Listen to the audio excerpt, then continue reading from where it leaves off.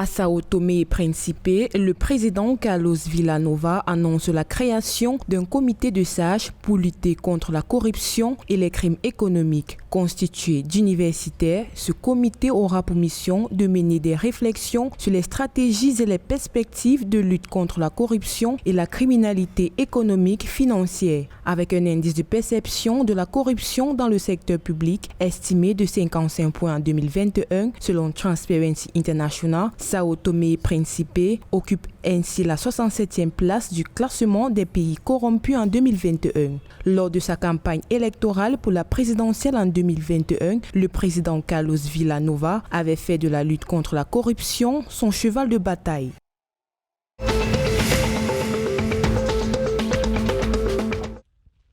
En République centrafricaine, plus de 80 militaires ont été radiés des forces armées nationales selon un décret du ministre de la Défense. D'après la note du ministre de la Défense, les soldats radiés sont coupables d'actes d'indiscipline, de racket et de désertion. Cette décision, appréciée par la société civile, intervient au moment où la population ne cesse de dénoncer des exactions de la part des militaires centrafricains et de la part de leurs alliés russes.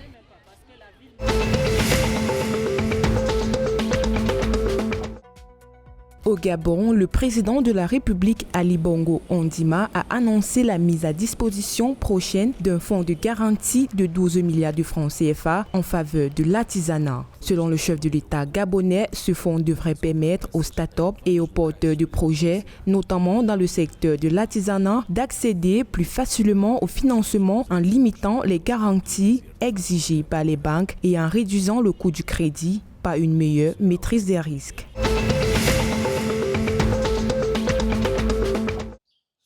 En République démocratique du Congo, le gouvernement a levé 190,5 millions de dollars avec l'adjudication des obligations du Trésor indexé lancé le mardi 8 mars 2022 selon le communiqué du ministère des Finances. Cet emprunt effectué auprès de 5 soumissionnaires au taux de 10% l'an sera totalement remboursé en juin 2023. Face à la faiblesse de la mobilisation des recettes que l'exécutif congolais a lancé en octobre 2019, les bons du Trésor pour diversifier ses sources de financement afin de faire face à ces dépenses publiques toujours élevées.